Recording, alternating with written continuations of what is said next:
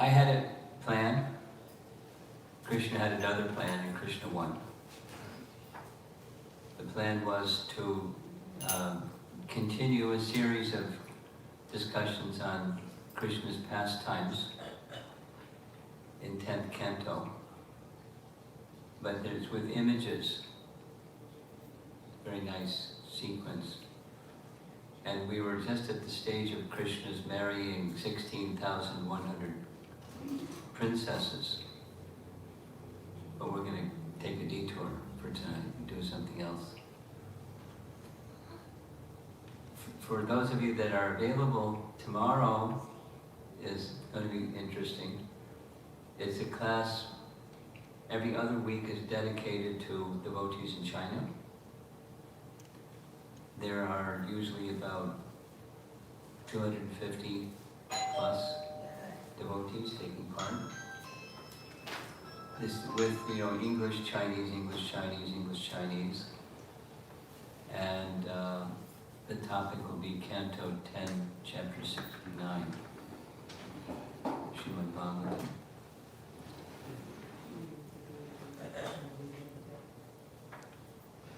And I hope your TV screen will check it out, make sure we can do it.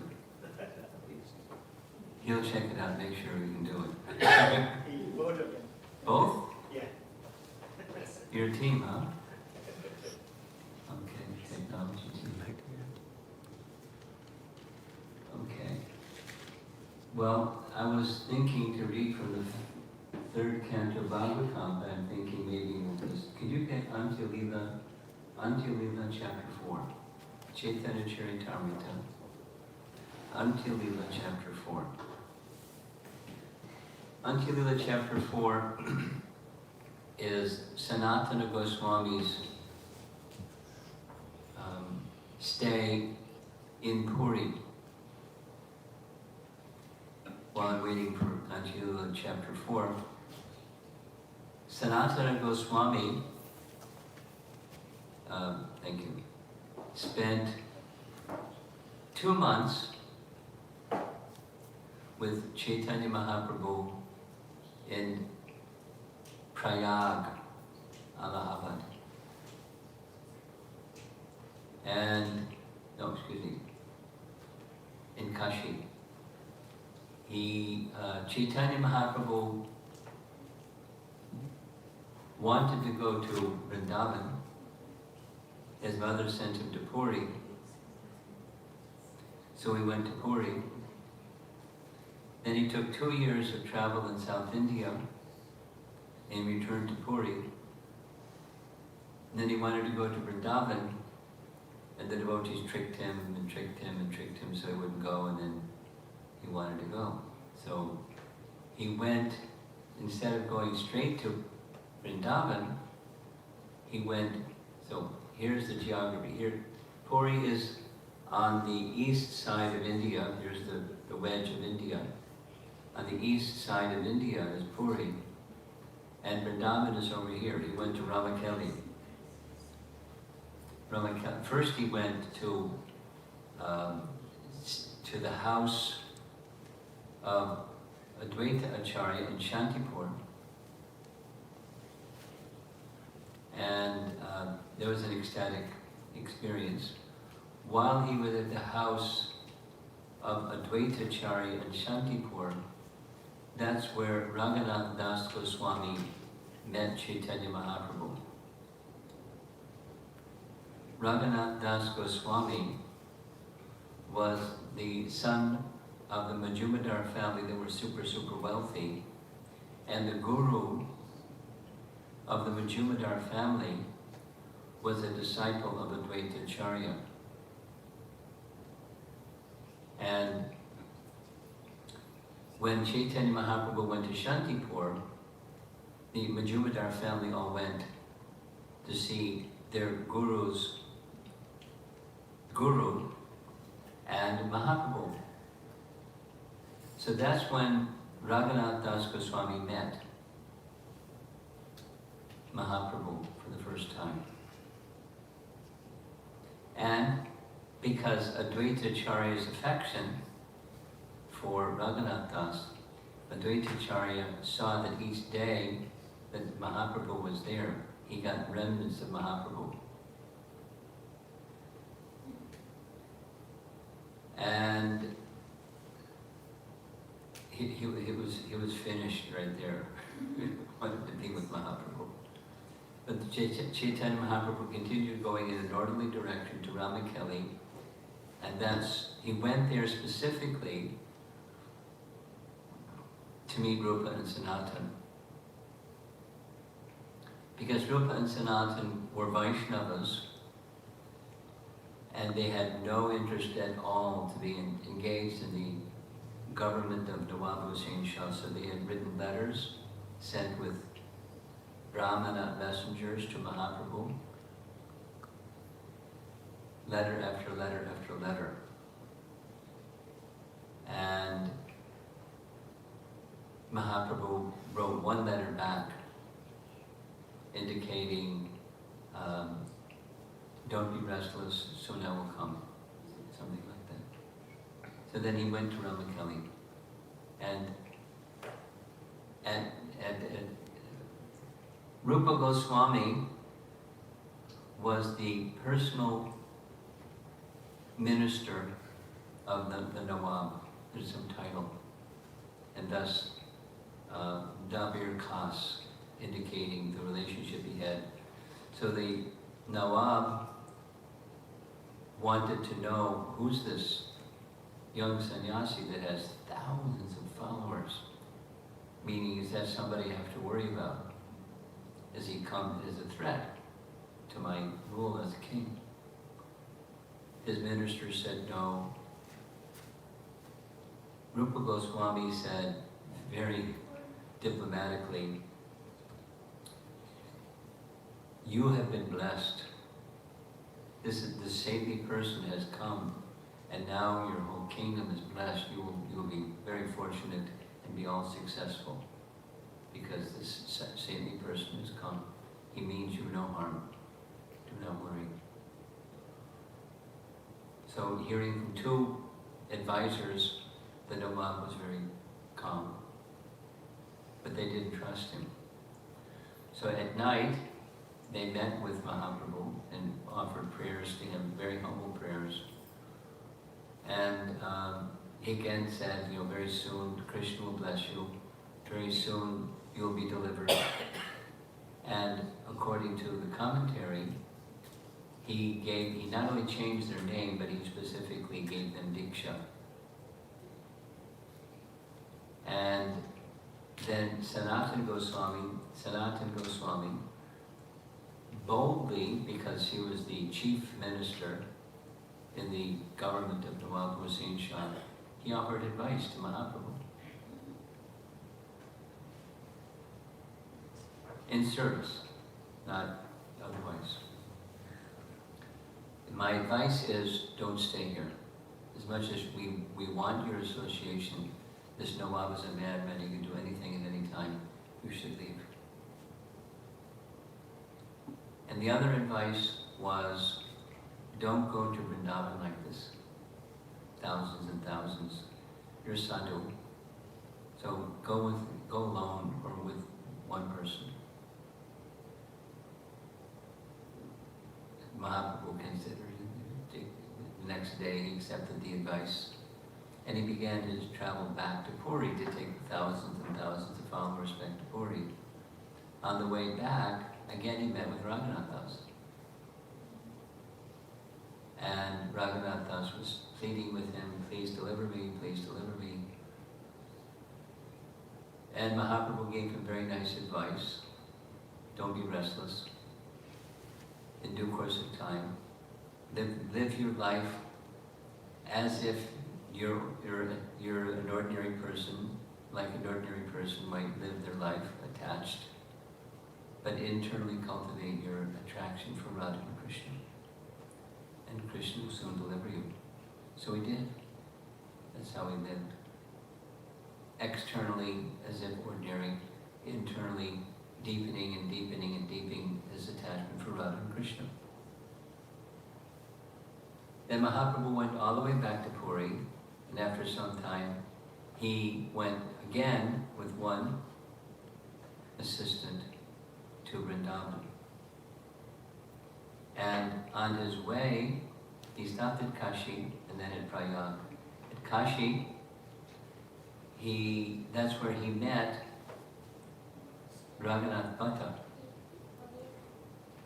Raghunath Bhatta was the young son at that time. He was something like 10 years of age. And for 10 days only, he stayed there, went to Prayag, stayed there for a short while, then went to Vrindavan.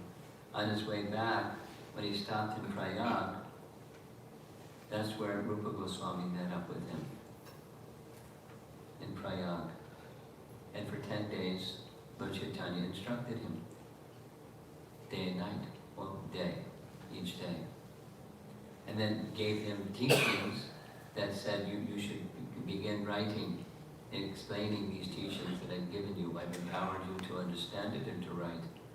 So he began Bhakti Rasamrita Sindhu from that time. Then Mahaprabhu continued going east a little bit, and there in Kashi, that's where he spent 2 months with Sanatana Goswami. After he departed Rupa, he sent Rupa to Vrindavan. Rupa stayed there for a month and then went to Puri to be with Mahaprabhu. Sanatana Goswami, I'm getting to Antya chapter 4, but it's the background. Then Mahaprabhu went to Kashi. He stayed at the house of Jagannath Mishra, not Jagannath Mishra, the Tapan Mishra. Tapan Mishra was the father of Raghunath Bhatta. So Raghunath Bhatta for 2 months served Mahaprabhu, and Sanatana Goswami was instructed in the science of devotional service for 2 months. And then he told him afterwards, you go to Vrindavan. So both brothers, Rupa and Sanatana, were told to go to Vrindavan. But before Sanatana got to Vrindavan, Rupa had already left Vrindavan heading for Puri. So they didn't meet each other. And they didn't travel on the same road or same path. And then Rupa Goswami stayed with Mahaprabhu for 10 months. 10 months in Puri. And then Lord Chaitanya sent him back to Vrindavan. 10 days. 10 days after Rupa Goswami left Puri, Sanatana Goswami arrived. Their paths hadn't crossed yet. Remember, they're brothers. They're the most exalted, or amongst the most exalted followers of Mahaprabhu, Rupa and Sanatana. 10 days separated. When Sanatana, Antya Lila chapter 4 is Sanatana Goswami's journey from Vrindavan to stay again with Mahaprabhu, this time for 1 month. It's going to be 1 year. 1 year.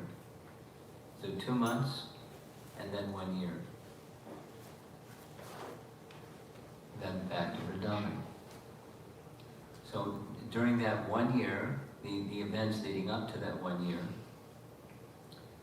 were Sanatana Goswami being very wise and learned. He found the path, he inquired and found out the path that Mahaprabhu traveled heading through the Jharkhand forest. So he went from place to place, one forest village, and which way did he go to the next forest village, etc. Followed his path and heard what Mahaprabhu did at each of those places from the local forest people. And as you know, unfortunately, he took water from a place that was not good, and his body became infected with sores that were wet. Sometimes there's skin sores that are dry and itchy, and sometimes they're sores that are wet and yucky and smelly. He got the second kind. So as he was traveling from Jharkhand forest onto Puri, he began to contemplate. This is terrible. When I get to Puri, I'll just be a walking offense.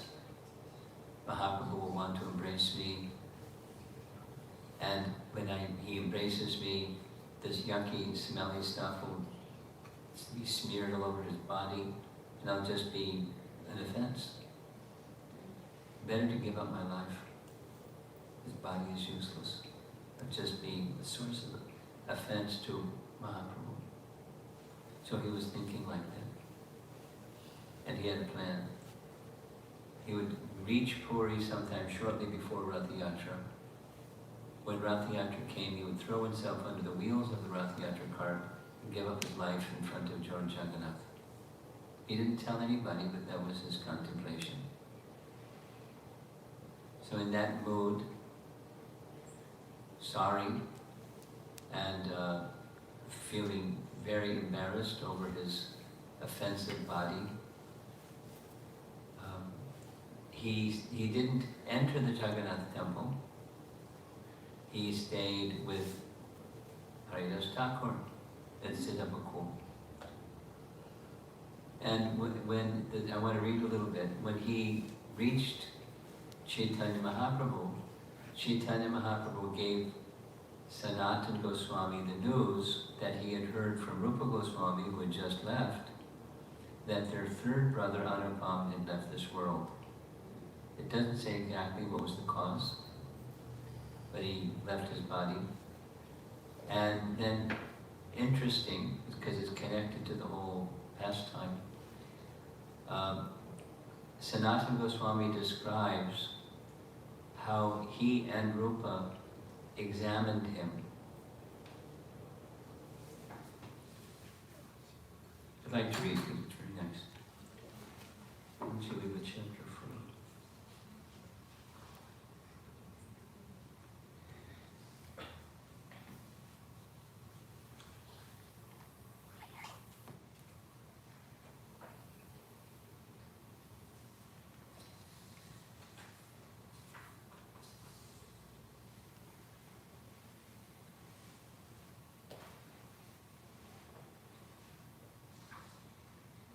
Your brother Anupam is now dead. He was a very good devotee who had firm conviction in Raghunath, or Lord Ramachandra. Sanatana Goswami said, I was born in a low family, for my family commits all kinds of irreligious acts that violate the scriptural injunctions. My Lord, without hatred for my family, you have already accepted me as your servant. Only by your mercy is there good fortune in my family. Even from the very beginning of his childhood, my younger brother Anupam was a great devotee of Lord Ramachandra, and he worshipped him with great determination. He always chanted the holy name of Raghunath and meditated upon him. He continuously heard about the activities of the Lord from the Ramayana and chanted about them. Rupa and I are his elder brothers. He stayed with us continuously. He heard Srimad Bhagavatam and talks about Lord Krishna with both of us. And both of us examined him. Pariksha. Just like Maharaj Parikshit saying, Pariksha. We both examined him. Now Mahaprabhu is the very same Sanskrit or Bengali word is used in relation to Lord Chaitanya examining Sanatana. Dear Baba, we said, please hear from us. Lord Krishna is supremely attractive. His beauty, sweetness, and pastimes of love are without limit. Engage yourself in devotional service to Krishna with the two of us. We three brothers shall stay together and enjoy discussing the pastimes of Lord Krishna. In this way, we spoke to him again and again, and because of this persuasion and his respect for us, his mind turned somewhat toward our instructions. Ballabha replied, "My dear brothers, how can I disobey your orders? Initiate me into the Krishna mantra so that I may perform devotional service to Lord Krishna." After saying this, at night he began to think, how shall I give up the lotus feet of Lord Raghunath? He stayed up all night and cried. And in the morning he came to us and submitted the following plea. "I have sold my head at the lotus feet of Lord Ramachandra. I cannot take it away. That would be too painful for me. The two of you please be merciful to me and order me in such a way that life after life I may serve the lotus feet of Lord Raghunath. It is impossible for me to give up the lotus feet of Lord Raghunath. When I even think of giving them up, my heart breaks." Upon hearing this, we embraced him and encouraged him by saying, "You are a great saintly devotee. For your determination in devotional service is fixed." And the Sanskrit phrase is Dridha Bhakti, Dridha. So Dridha Nishchaya, firm faith. Dridha Nishchaya. So they were, in this way we praised him. "My dear Lord, the family upon which you bestow even a little mercy is always fortunate, for such mercy makes all miseries disappear."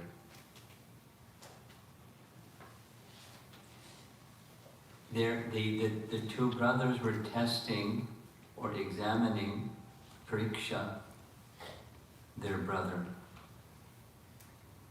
but he couldn't give up. It wasn't cosmetic. It was very deep. Chaitanya Mahaprabhu replied, "There was a similar incident concerning Murari Gupta. Formerly I examined him." And there's the same word, Pariksha. Parikshilun is just a tense of the Sanskrit, but he examined him. And his determination was similar. Glorious is that devotee who does not give up the shelter of his Lord. And glorious is that Lord who does not abandon his servant. If by chance a servant falls down and goes somewhere else, glorious is that master who captures him and brings him back by the hair, which is exactly what Mahaprabhu did with his servant Balabhadra that was attracted by the Badaharis. They were kind of like mystical people that indulged in mystical things, and they lured him with the ladies, and he became attracted. So Lord Chaitanya went to their midst and grabbed him by his sika and dragged him, even with the Badaharis protesting. And then he sent him away.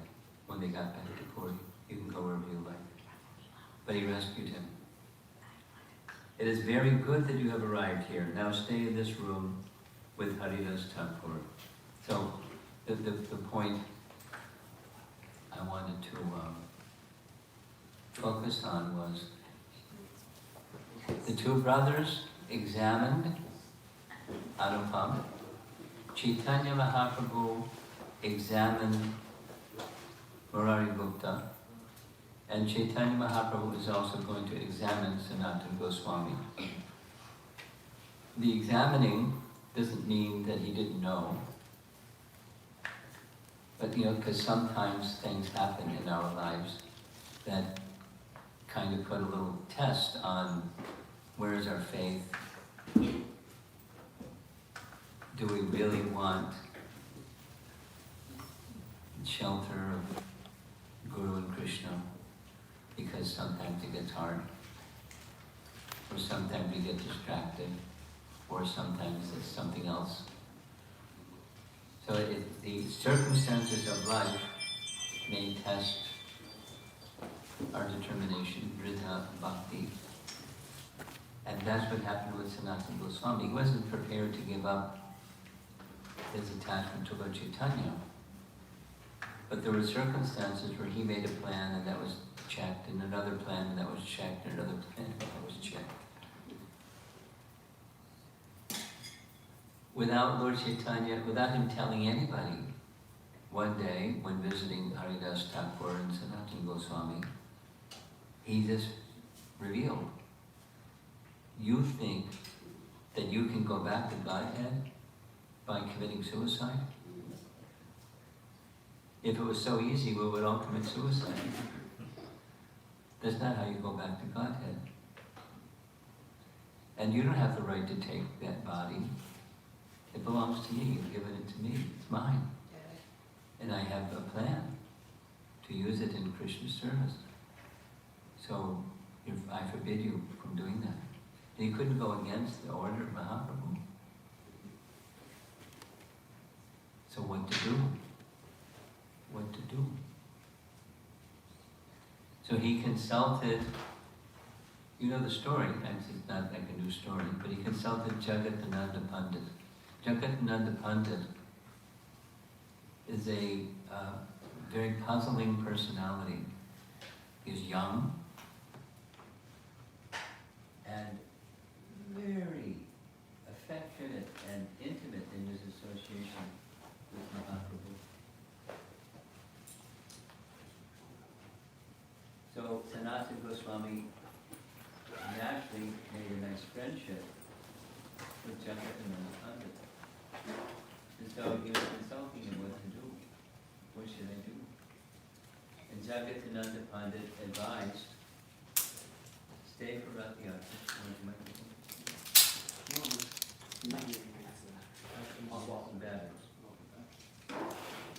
So Jagadananda Pandit advised, stay for Rath Yatra, and right after Rath Yatra, go back to Vrindavan.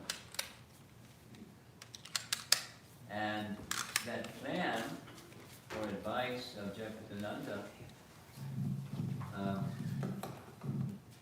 somehow Mahaprabhu found out.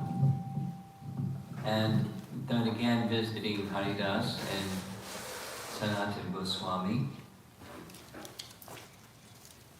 Lord Chaitanya said, I didn't say you can go to Vrindavan. Just now you stay here. And who is this Jagadananda? He's just a little boy. You're senior to him so many times. And how is it he's giving you advice on what to do? So, he can't give up his life, and he can't then leave the place. So what's he supposed to do? And he's in anxiety, because every time Mahaprabhu sees him, he wants to embrace him. And it's an offense. He's feeling terrible.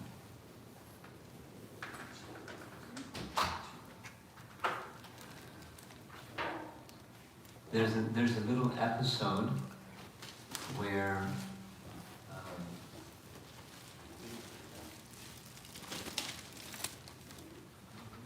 Mahaprabhu was having his meal at one of the kunds, not on the other side of the Jagannath temple.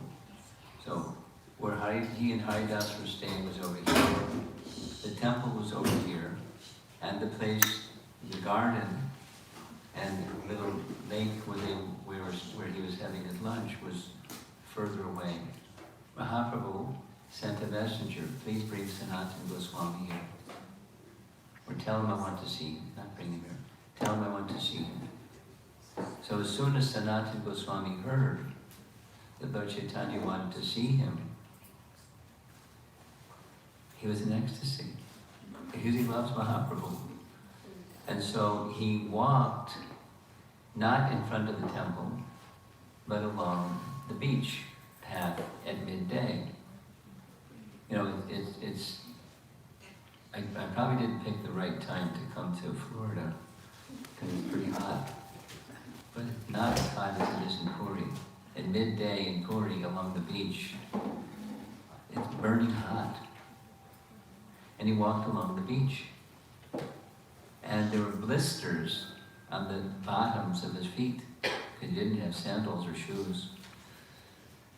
And when he came, Mahaprabhu asked him, how did it take you so long? Let me see, I walked along the path of the beach. You walked along the path of the beach, it's so hot. Let me see the bottom of your feet. Look at the blisters. Why did you do that? And he said two things. If I walked in front of the temple to come to where you were, then the Brahmins are coming and going in front of the front gate all the time, and my body might bump into them and it make an offense to the Brahmins. They become contaminated by my nasty body. So I walked along the beach. The second thing he said, but don't worry, I didn't feel a thing. Didn't feel a thing. Because his consciousness was so absorbed. His consciousness was so absorbed in anticipation of meeting Mahaprabhu. He didn't even feel the pain, although his feet were blistered. We had this nice discussion. I was in the Potomac Temple for the weekend, Memorial Day weekend. And during lunch we had some discussion amongst the four of us who were having lunch together. Mahaprabhu was one of the speakers. Irmala Mataji was one of the ones that came. And Braj Vihari, who gives Bhakti Shastri seminars all the time. So there were four of us. And the topic came up, A or B. A, the body is a machine, and when one is situated in transcendence, the impulse of the senses it acts, but one is not identifying with it. In other words, like fear, or because the body is a machine, and the body is built to protect itself. It's just designed like that. But persons who are transcendental, they're aware of that sensation, but they don't identify with it. The adrenal system doing what it does, etc., etc., etc., when there is some attack. So we had this nice discussion. When Jad Bharat was being attacked, or prepared to attack by the goddess Kali, what did he feel? Did he feel anything? Because later, when King Rahugana was insulting him, he lost his patience, but then he recovered. So, for like Prahlad, or any other highly elevated personality, did they when Prahlad was threatened in so many ways, did he feel anything? Or he was just oblivious to that feeling? Like Sanatana, walking on the hot sand and his feet blistered. Did he feel the heat? Or did he just transcend the pain?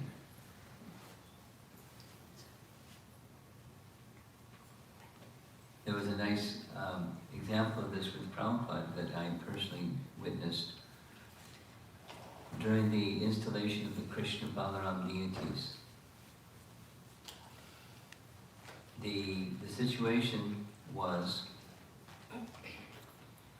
for 3 days there was a yajna in the courtyard. Many of you have been to Vrindavan. And there's the altar, and then there's the next level down where the kirtan usually is performed. And then there's this recessed area in the center. And that's where there was a nice tree that died, but then that was grafted, and there's another tree in its place, a tamal tree. And in that courtyard is where the Goswamis had set up the 3-day-long yajna installation for the deities.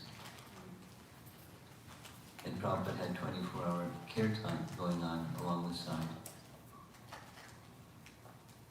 But maybe not 24 hours, at least all day long there was kirtan going on, side by side with the priests doing their rituals and mantras, etc. And as was common in the afternoons, from like 3 to 6, Prabhupada was in his darshan room. If you've been to Vrindavan, in Prabhupada's quarters, that sitting room in the front. He was in the sitting room, and the room was packed because there were people from all over the place to attend the deity installation of Krishna Balaram, this big event. And when he was finished, he stood up and he was walking to go to his room. Somebody that was careless had spilled some water on the marble floor. And as he was walking, his foot slipped on the water that was on the marble floor. Unfortunately, he caught himself. There's a little fireplace on the right side as you're walking towards his quarters, and he caught himself so he didn't smash his body, but his ankle twisted, and it started to swell. Now, what did Prabhupada do? Did he feel that pain? And what did he do about the pain? He was transcendental to pain, but it's not like he didn't know it was there.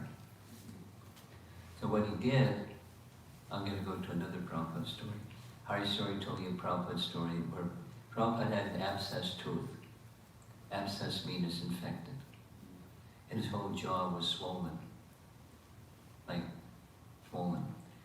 And they asked Prabhupada, can we take you to a dentist? He can take care of this. Prabhupada said, no, just give me some clothes. So he felt something. An infection, you feel something. The nervous system is working for a transcendentalist. He felt something. Just give me some clothes. And so he just put some clothes by his jaw, so it was kind of numb in the inside of his mouth. And Prabhupada carried on like it was just normal. And one day during Prasadam, he reached in his mouth, pulled out the tooth, and handed it to Harisori and said, "You can keep this," and went on with his meal.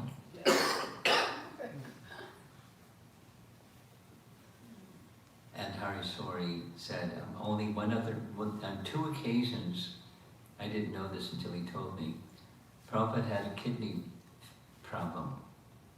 One kidney was not functioning in the all, the other was half. And it's for that reason that he was having massages, because his body was not eliminating toxins.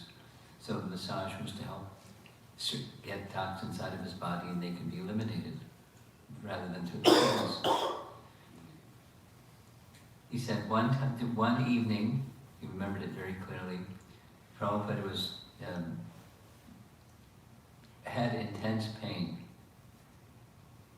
apparently from his kidneys, because it was connected to the same conversation. And Prabhupada rang the buzzer, which meant for a servant to come. Harisori came. Prabhupada had his chadar over his head, and his whole body was trembling. And he said, "I'm in too much pain. I can't translate." He said that happened only twice. He was always in pain. Always in pain. But at least on those 2 occasions, more pain than he could bear. So does someone who is in transcendental consciousness, like Sanatana Goswami, not experience any pain? So like when Prabhupada twisted his ankle, did he feel pain? What he did was he chastised, because this is the duty of a guru, he chastised the devotees for being so careless. Because it wasn't just he that could have spilled, anyone could have spilled, or slipped on water on the. So if you make a spill, as it happens, but you clean it up. Because somebody else may undergo difficulty. So you don't let other people undergo difficulty, you clean up if you make a spill. So he was really strong. I wasn't there in the room, I heard about it afterwards. Very irresponsible. Who has done this? He was like, I want to know who did it. Nobody knew who did it, so no one really got the direct intensity of Prabhupada's chastisement. The next day was the deity installation, and after the deity installation, Prabhupada sat in Vyasasana and gave class. And I was sitting very close to the Vyasasana, and I could see the usual way that Prabhupada had his legs was they were folded. But in this case, because his ankle was swollen, he didn't put it under his knees, or, he didn't sit like that. That one leg was distended a little bit. And I could see, because I was right up front, he had leaves and string that tied the leaves together, and a poultice, so he knew exactly what to do. These herbs, those herbs, make a poultice and apply it, and it helped the swelling go down. So he wasn't oblivious to pain, but he transcended it. So this is just a detail, but what does a pure devotee experience? Did they transcend the psychophysical, the neurological system that says the C cells are firing, there's pain? Or do the C cells don't fire? They're just on another platform. So we had a nice discussion on that topic. And back to Sanatana Goswami. His consciousness was so enthusiastically looking forward to being with Lord Chaitanya and simultaneously wanting to avoid offenses, although it was the shorter path. He went by the beach and his feet were blistered. And Mahaprabhu who spoke his glories and wanted to embrace him, which made it really bad for Sanatana Goswami. To be with Mahaprabhu, but you can't be with Mahaprabhu. You would imagine. And he understood very clearly that Mahaprabhu is not just a wonderful sannyasi. He understood his personality of God very clearly. And he's calling him. And then he wants to embrace me. And I have this yucky, smelly, oozy, pussy sores on my body. What to do? He was examining him.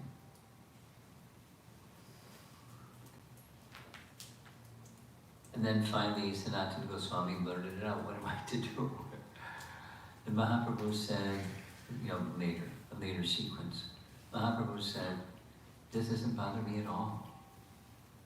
He used the example of a mother that has a small child, an infant, and the infant has smelly stuff on their body, and the mother loves the child. She embraces the child. She doesn't feel any offense or insult or inconvenience at all because of her love for the child. So you like that? You like my little child? And I would consider it an offense. You should not consider it an offense. And then, as you know, Mahaprabhu again embraced him. It was, don't touch me, but he forcibly grabbed him and embraced him. And the sores went away. Poof.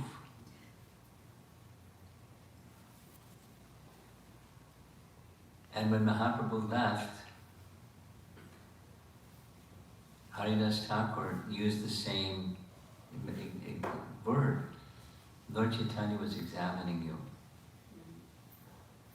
He put you in this difficulty so that you could be exclusively dedicated to him. You couldn't turn in this direction, that direction, any other direction but his mercy. And then he gave you his full mercy. He took everything else away, and then he gave you his full mercy. And it was all his mercy. The inconveniences that Sanatan had to undergo, Haridas Thakur said it was all the Lord's plan to bring you to that place of complete dependence on him, and gave you his full mercy, the same pariksha. He was examining you. So those kinds of things were not Sanatana Goswami caliber Vaishnavas, but there may be things in our lives, there are always things in our lives that are challenging and conflicting with our idea of what devotional service could look like, should look like, what we want it to look like. And there's always obstacles. And the Krishna conscious position is to turn to Krishna and see how there's mercy of Krishna in this situation, that situation, another situation. And then to test or examine our determination to be in his service favorably. Not just like how clever you are to remove the obstacle, but how attached you are to the principle of pleasing the personality of Godhead. Because the obstacles, like with Sanatana Goswami's swords, they can be removed just like that. One time Prabhupada said, a devotee had left the association of devotees. Nice devotee. And they had left the association of devotees. In part because they were feeling, I'm so unqualified, I always make mistakes, kind of, that lamentation thing. And so they left. And then they came back, crying and appealing to Prabhupada for forgiveness for having left. Please forgive me. And Prabhupada's words were, don't you understand that with the way he said it, with one kick of my boot, I can remove all those obstacles. But then if he can do it, why doesn't he do it? Same way he did right away take away the obstacles of Sanatana Goswami, or with this reference, Murari Gupta. He was examining the devotion of Murari Gupta. He told Murari Gupta the same thing. You know the story. Chaitanya Mahaprabhu and Lord Nityananda were seated together. And Murari Gupta came. And he offered obeisances to Lord Chaitanya. Then he offered obeisances to Lord Nityananda. And Mahaprabhu said, what are you doing? He's my elder brother. And you're offering obeisances to me first. This is offense. And then he gave him some instruction. You go home and you worship Krishna. You become Krishna Bhakta. And he couldn't sleep at night because it was an instruction from Mahaprabhu. He couldn't give up. Lord Ramachandra. Not exactly Lord Chaitanya said, give up Lord Ramachandra. He just said, you will elevate yourself this way. He couldn't do it. He said the words of Mahaprabhu was taken so seriously. He not only tried, he tried to such a degree, he couldn't sleep because his heart was given to Lord Ramachandra. And he came back the next day, crying, said, I couldn't sleep. Please take this instruction away. Please allow me to continue worshiping Lord Ramachandra. And he said, you're the true devotee. You've given your heart and your mind and your everything to Lord Ramachandra. This is true devotee. He was examining. Not like he didn't know, but he was examining. He said, but why did you come and offer your obeisances to Lord Nityananda first? And the day before we chastised him for doing to him first. He said, I just like it like that. Something very simple response. So there's subtleties in the ways, certainly in the ways of Vaishnava etiquette, but one of the greatest difficulties, aside from refinements of Vaishnava etiquette, which we're not so good at, there's challenges. It's just the nature of conditioned life.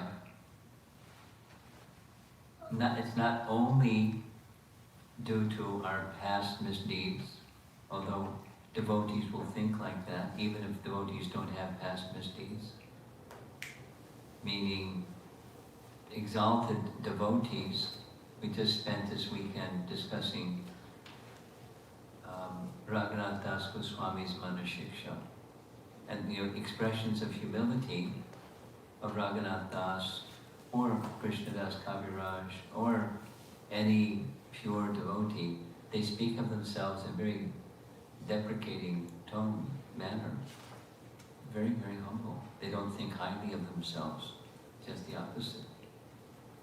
And therefore, they don't become depressed or sad. They're very eager, and all the more eager for mercy. They consider themselves all the more eligible for mercy. Lord Chaitanya, you came to deliver the fallen, and I'm the most fallen. Please deliver me. I'm a fit candidate for your mercy, because I'm most fallen.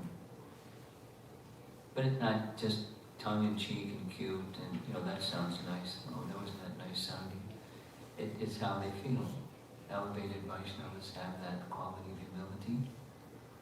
And Sanatana Goswami had that quality of humility. And because of that quality of humility, Lord Chaitanya delivered him. He delivered him not only from the source, but he spent one whole year, and 1 whole year, before it was 2 months, now it's 1 whole year, instructing Sanatana Goswami in the science of devotional service. How'd you like to have that teacher for 1 whole year? Pretty amazing. And therefore, when he did the services that Lord Chaitanya wanted, it was otherworldly. Read Brihad Bhagavatamrita, and not only the text was his writing, but the commentary was his writing, and etc. So many things about Sanatana Goswami's life. So the theme, one more time. Sometimes we're examined, and maybe as Rupa and Sanatana examined their brother, or Lord Chaitanya examined Mari Gupta, or as Lord Chaitanya examined Sanatana Goswami, but behind things that are happening in our life, Krishna is there. And you can think Krishna is examining. Just like, it doesn't have to be an ordeal or some hardship. It can be your daily chanting of japa. We're calling Krishna's name.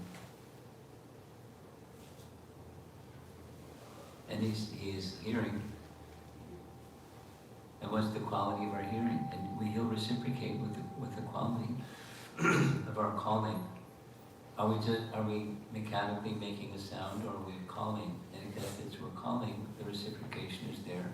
And if we're mechanically saying his name so many times for 2 hours or however long it takes to complete your japa, there'll be reciprocation according. He's examining. Even when we're chanting japa, he's examining. He's the witness, upadrashta, of all affairs of life. Even the subtle ones, our desires, what to speak of our actions and words. He's examining, and we're getting an opportunity, at least within this human form of life, to make that connection. Now, we've heard these things, we know these things, because we've heard them many, many times. And bhakti means that you move it into, yes, let me consciously and consistently strive for that heartfelt connection.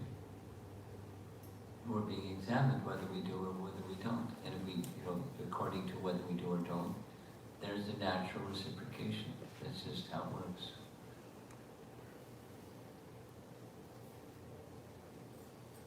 It's very nice. There's many nice lessons built into the Chaitanya Charitamrita. I particularly like that chapter.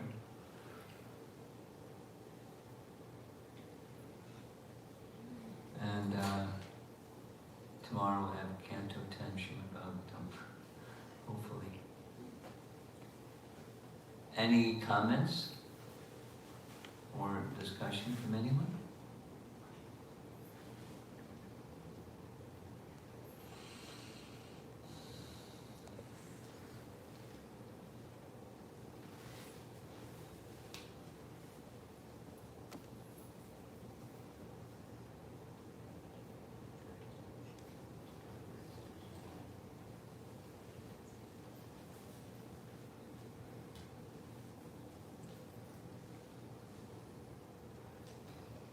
Maybe you're all tired from a busy, big weekend activities and are tired.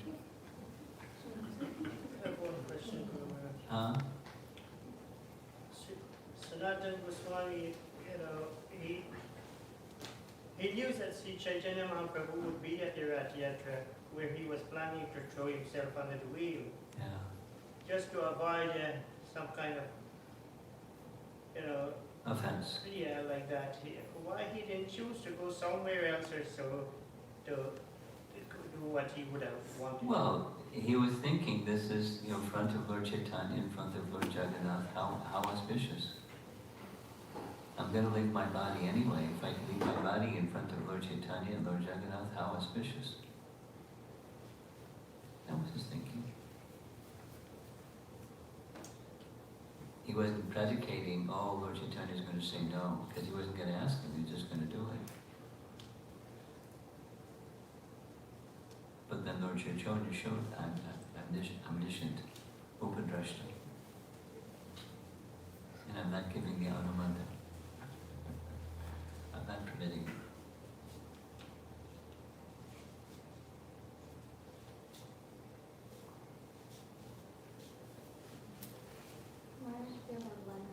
Okay. This is in Madhva Das. We have some people way over in the corner. Can you maybe stand up and speak loud? I know you're capable. Hare Krishna, Guru Maharaj, what is the actual purpose of Krishna continuously testing even his pure devotees? What's the purpose of Krishna testing even his pure devotees? Is taking deeper shelter always the main reason for these tests? Is taking shelter always the main reason for these tests?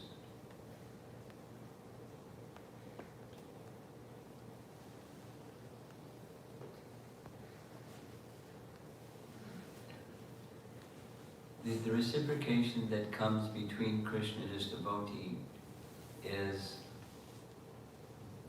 filled with diversity. Filled with diversity. And that certainly,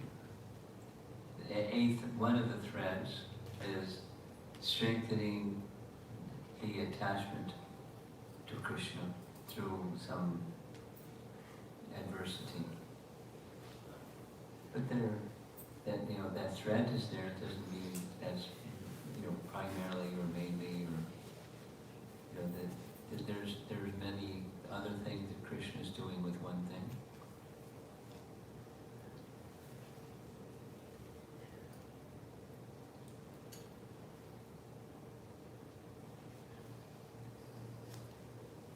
There's a teaching in in Brahma Samhita where the verse says that for devotees, when there's some adversity or some challenge or some difficulty, it's Krishna pulling from their heart the very root of their material existence.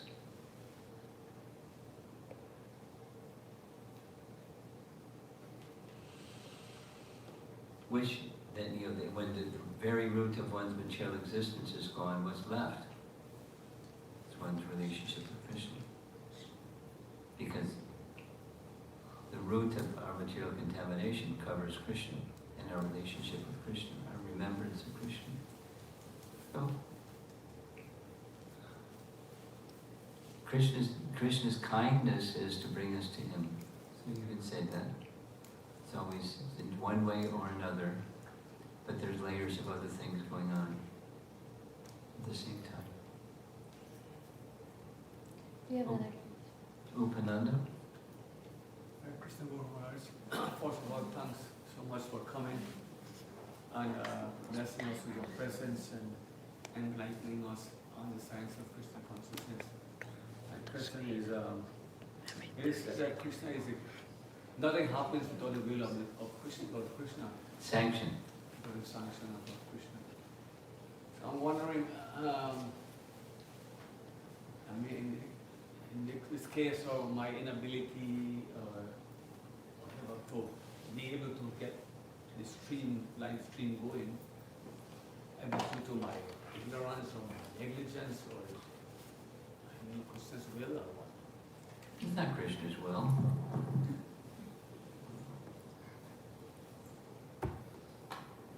I mean, my understanding, because we had a little conversation here, my understanding from you, because before I came, and on the way here, in the ride, before getting in a car to go to the airport to come here, make sure. And the reply from you was, Virabhadra. So your understanding was Virabhadra. Virabhadra didn't understand that. So why was there a communication? So it was an oversight. It wasn't done as carefully as one could and should have.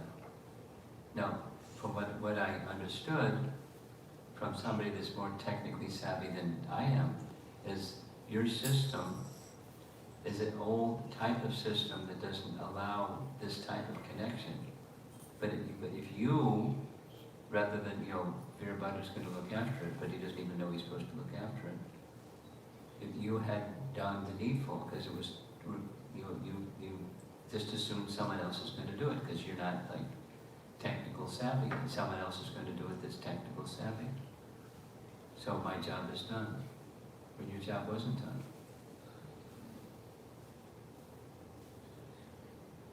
So what's the lesson? It wasn't like Krishna's will. It wasn't that Virabhadra blew it, or I had need to communicate. You just when the service is there, you see it through to its end. And and how often do I come to Orlando?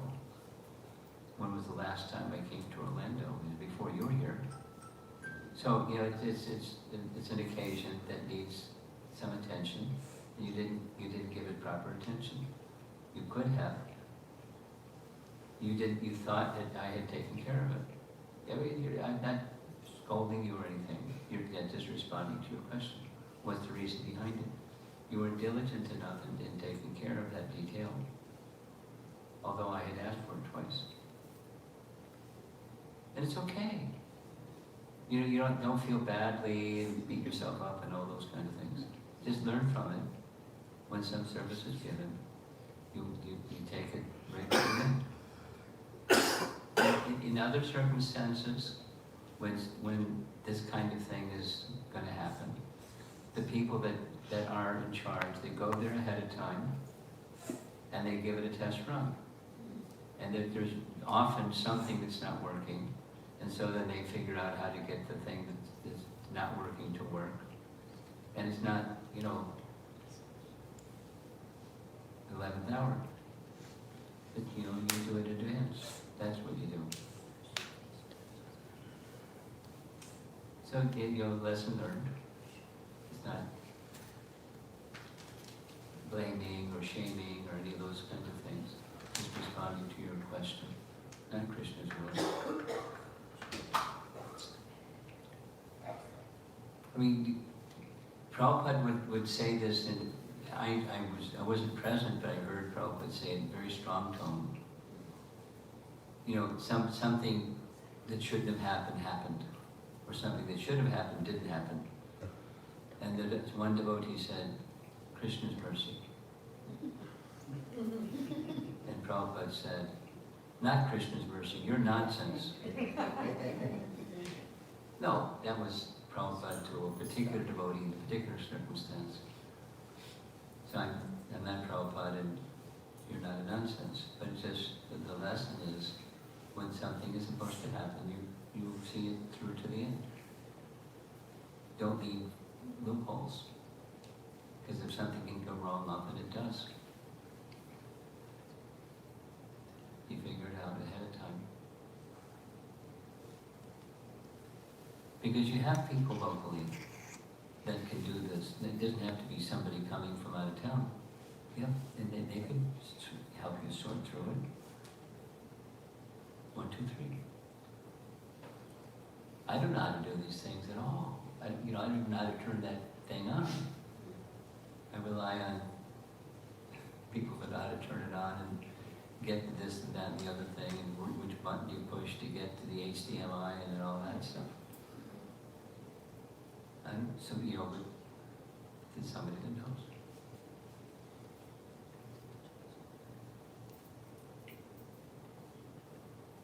Lesson learned, right? Maharaj, we have more on. That's okay. Then I want to say a couple more things. And it's just like this kirtan that was taking place when I walked in. The father and the son, they're not leaving things up to chance. They know how to, there's the harmonium, there's the this, and there's the that, and then, they do it many times, but they don't leave things to chance. And then they can go forward with their nice service. So when something new comes along, then you go through those steps to make sure. And life is filled with things you do again and again, and life is filled with new things.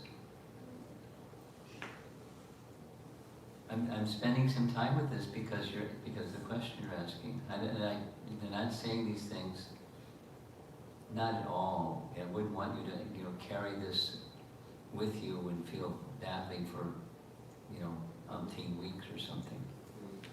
Just you learn and you move on. Okay, something on.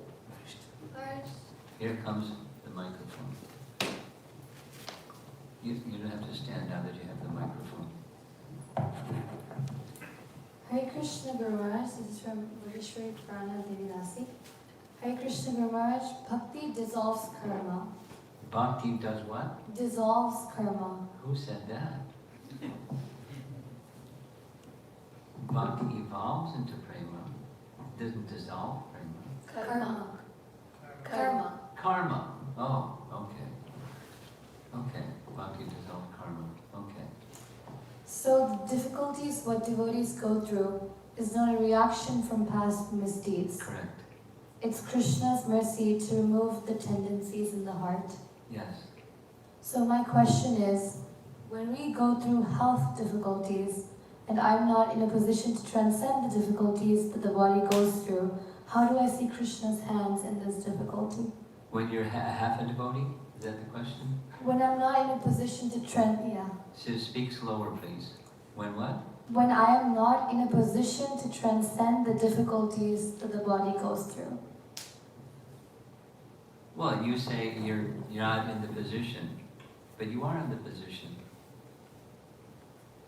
And if you choose to not, then what happens? You suffer. That's the consequence. What happens is you undergo tribulation, and you feel helpless because you haven't taken shelter of Krishna.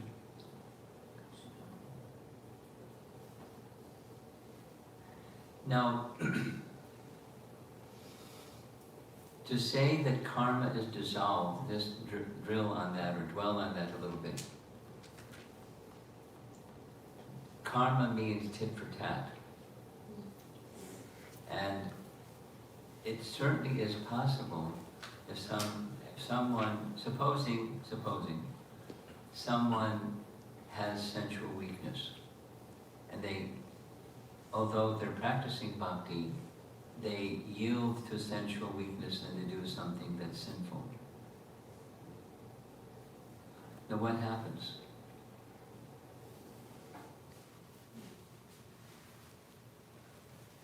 Or supposing it becomes like an habitual something.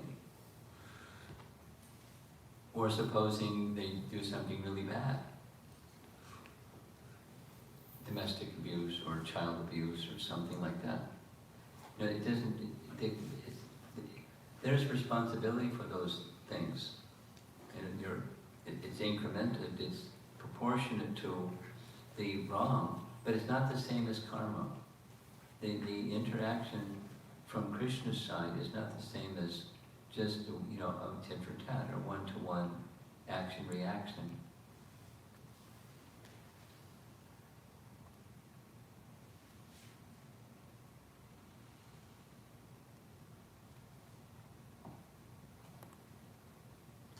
So, to say that the message I'm trying to convey here is to say that bhakti dissolves karma doesn't mean there's no responsibility for my past misdeeds. We heard this in Raghunath Das Goswami's Manashiksha. There's a whole verse, one of the 11, that describes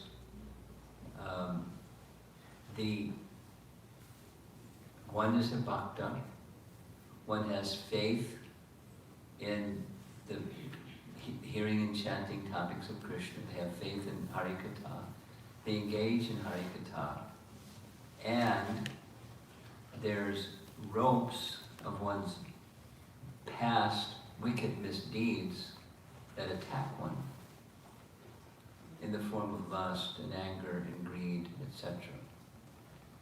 Now, is that a karma thing?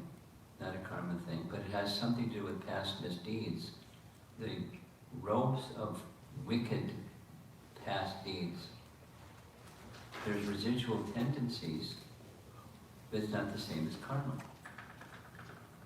And the bhakti can take that residual tendency or the ropes of past misdeeds and remove them, or free one from the bondage of those ropes around the neck of one's past misdeeds. So, but it's not the same. All my point is this: to say that bhakti dissolves karma doesn't mean I'm no longer responsible for any of my past actions. Bad ones or good ones. Because the good ones we're benefiting from. And the bad ones, there's some semblance of tendency towards those same past misdeeds because of the past misdeeds. The ropes of one's wicked past misdeeds. So, I just refining the understanding a bit that bhakti dissolves karma. The operating principle is no longer the tit-for-tat principle. It's another principle that's operating. And one has to go further and deeper in bhakti life.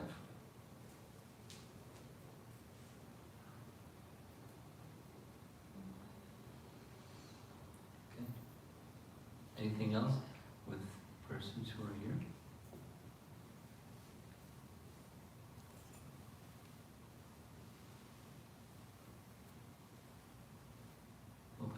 Should we take prasadam? We do arti. You want to do arti? We usually do an evening arti. That's how you usually end. Okay. Who's going to lead the kirtan? Govinda is here. You wish to? Okay.